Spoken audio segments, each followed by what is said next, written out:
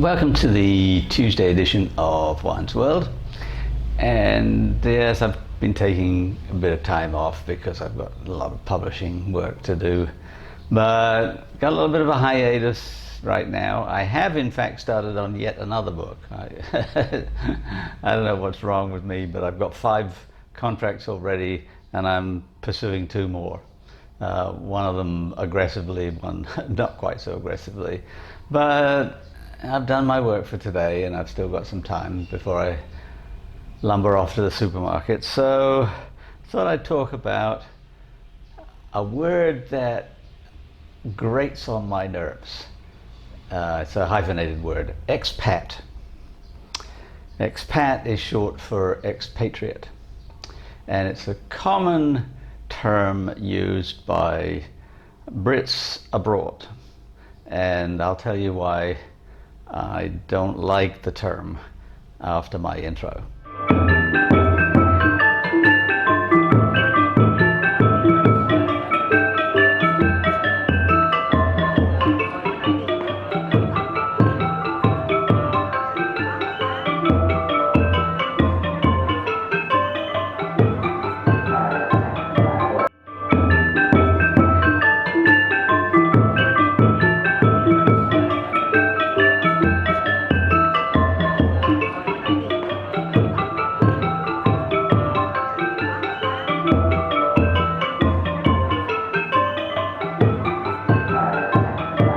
Now, I first came across the term expat when my old friend from Oxford used to be my flatmate, and we were Morris dancers together for years and years and years, and we corresponded for years and years and years.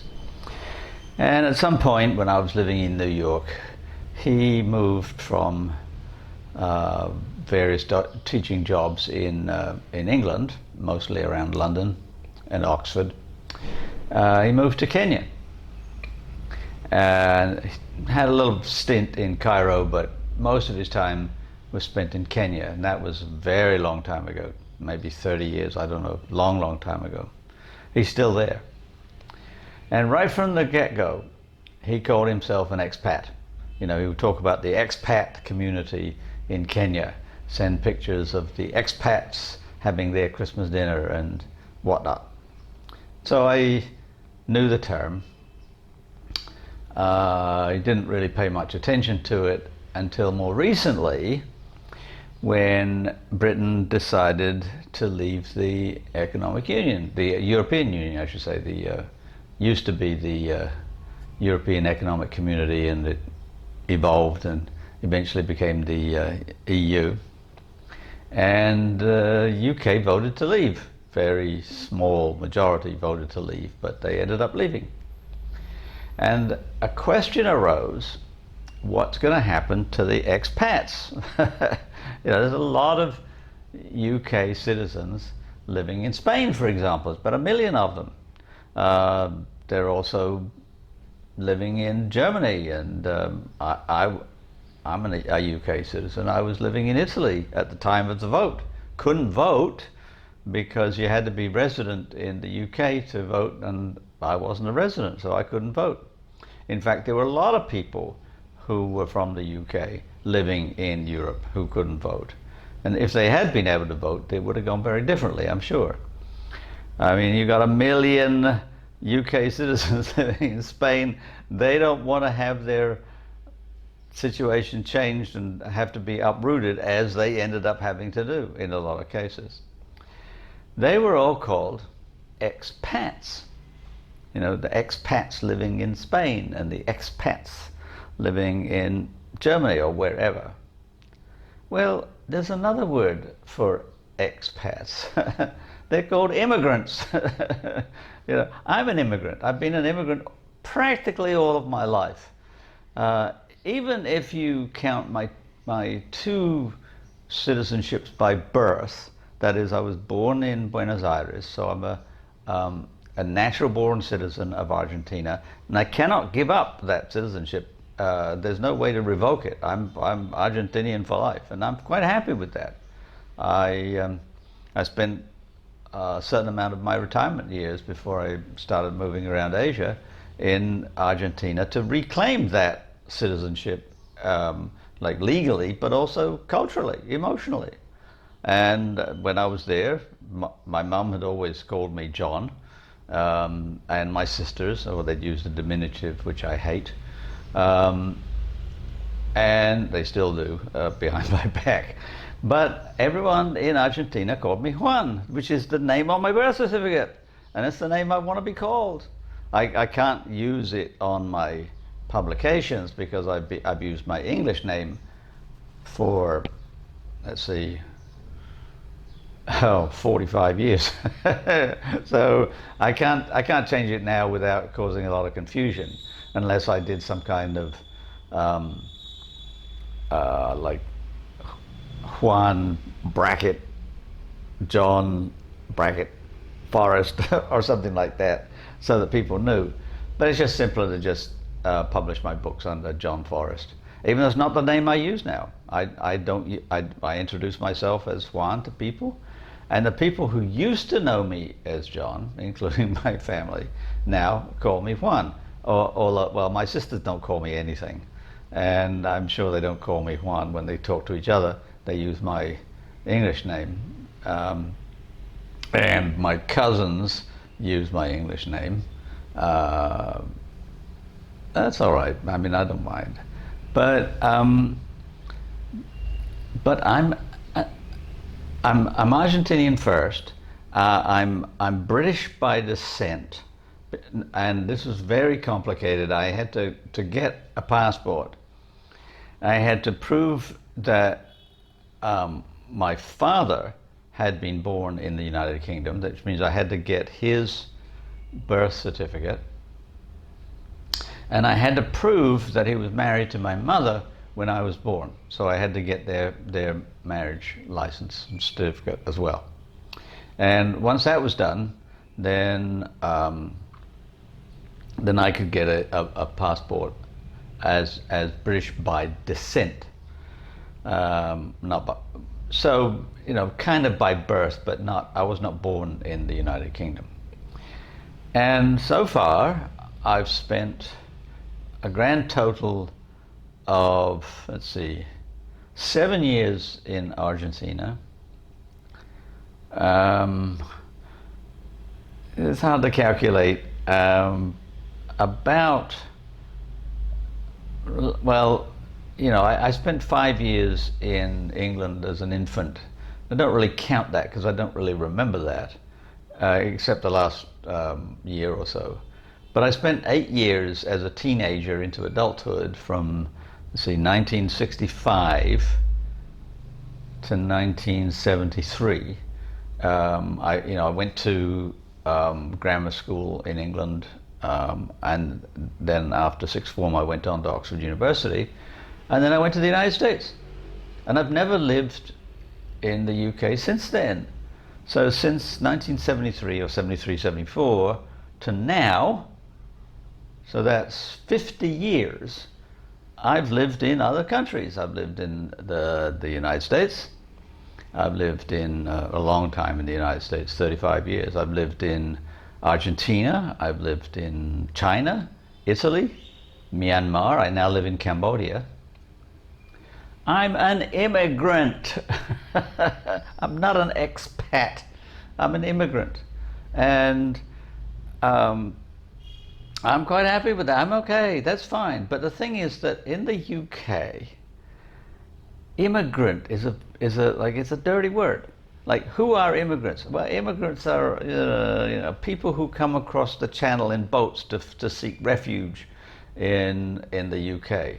Or they're Indians and Pakistanis and West Indians. They call them they don't call them expats, but they are expats. Well, let's look at that term, expatriate. Expatriate is actually pronounced two different ways and means two different things. To expatriate something is a verb, and so you expatriate something means you take it out of its country of origin. So when you export goods to another country, you expatriate them. Or maybe when you take your own stuff from one country to another, you expatriate it. But the noun is spelled expatriate or expat. Like you are taken out of your home country and put in another place. All right. Well, so I am, in that sense, an expat, I guess. But patriot, I mean, it has, it has the connotations of patriot, and comes from the Latin word patria, which means your home country, but is a derivative of pater, which means father. So the patria is more like fatherland, which I know sounds very Germanic. That the English tend to think of England when they're abroad as the motherland. That's how Australians used to speak about England. They called it the motherland, because the fatherland has connotations of the Third Reich and all of that. But it has connotations that include patriotism, and I'm okay with a certain kind of patriotism. That is, if patriotism means to love your country, like to love your home, to think of it as home and a place that you can love, then that's all right. But patriotism, when it turns to I hate foreigners, and I hate them so much that I'm going to either exclude them or worse, shoot them, then I don't like that. I don't like that at all. I don't think of myself as that kind of patriot. But I do love Argentina. I don't care for England very much. It used to attract me. There were a lot of customs like Morris dancing and wassailing and Christmas, and a lot of things that I really liked. But I've gotten over it. But I still care for Argentina in a very nuanced way. I don't care for their politics. I don't care for an awful lot of things, including their history of genocide and whatnot. But I got a lot of friends there, and I really like hanging out with them. Not going to go back until the economy approves. But I'm okay with being an immigrant. And as I was saying, the English in particular, Brits in general, just don't like the term immigrant because they think of immigrants as foreigners, and they don't like to think of themselves as foreigners when they're abroad. I remember when we moved from Australia to England, we stopped at Anaheim on the way, went through Panama Canal, went up to California via Tahiti. Very nice trip.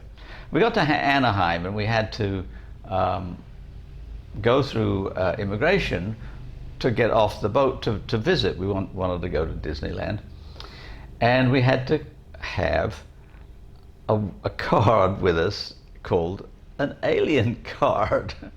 And that's fine because we weren't citizens of the United States. We were foreigners. And my mother was furious. And you can quote me on this. She said, "I am not an alien. I am English." It's so absurd. It's just like when we go abroad, we are different. We are special. We are not immigrants when we go to Australia or Canada or wherever. We are, or Kenya in the case of my old flatmate, we are expats, like we are patriots. And we are outside of our patriot zone, but we are still patriots. We are not immigrants. And that was actually forced upon me quite early on in Australia, because the Australians used to call us migrants. And there used to be migrant hostels where people were housed before they've found jobs and places to go. There was a very large set of Quonset huts in North Adelaide in a place called Jepp's Cross, and it was a migrant hostel where people stayed, sometimes for a very long time, until they could get permanent jobs and places to live. We didn't stay there. We stayed in boarding houses until we got houses in Gawler, where my father had a teaching job. I mean, he went out already with a job, so we didn't have to do that. But they were originally called migrants. But the Australian government decided, nah, we'll call them New Australians. and I wrote a book about my life in Australia called New Australian, because that's kind of how I, like to conceive of myself, although pretty much everyone thought I was a pommy bastard, because they thought I was English, because I had an English accent, and for all intents and purposes I was English at that point. But then, like when I left England to move to the United States to go to university, everyone thought I was English. But the minute I returned to England, everyone thought I was American because my accent had changed. So wherever I go now, it doesn't really matter. When I go to England, I'm not an immigrant because I don't live there, but a foreigner, and I'm certainly a foreigner in Cambodia.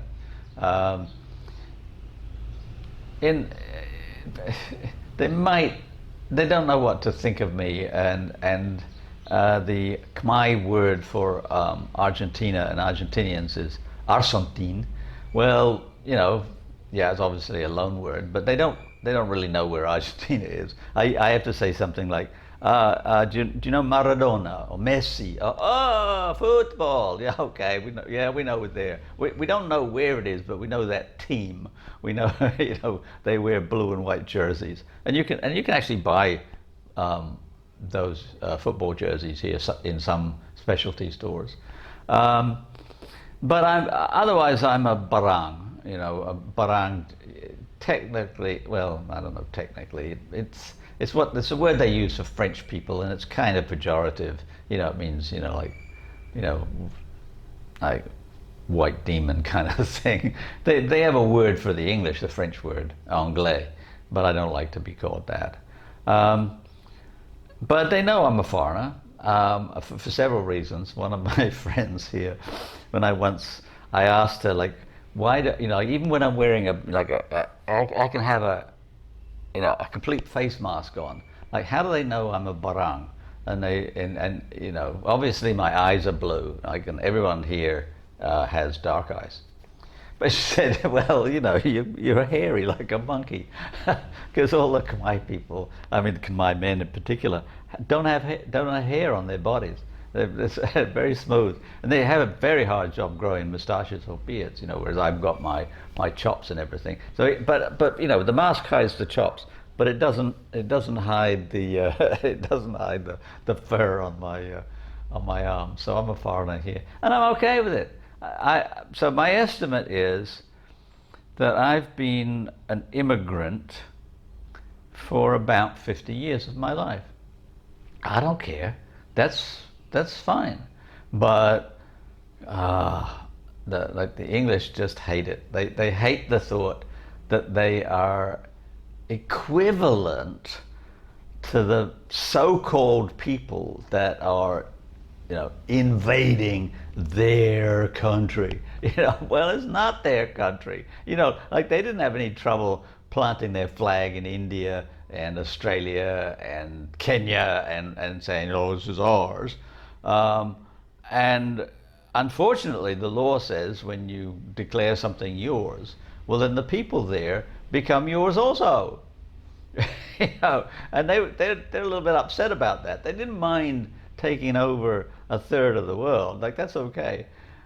But when those people started going to England and saying, well, you took over our country, so we're going to come and take over yours. They're, oh, wait a minute, wait.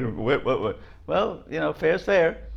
And when you go abroad, you are a foreigner. You are an immigrant. Get used to it. So there we are for Tuesday. That's my rant. Please like and subscribe and tell your friends about my videos. And I don't know, I might be back on Friday. I'm doing some interesting cooking right now, and I'm thinking of making a steak and ale pie for my lunch today. So I might give you that recipe on Friday. So have a good week.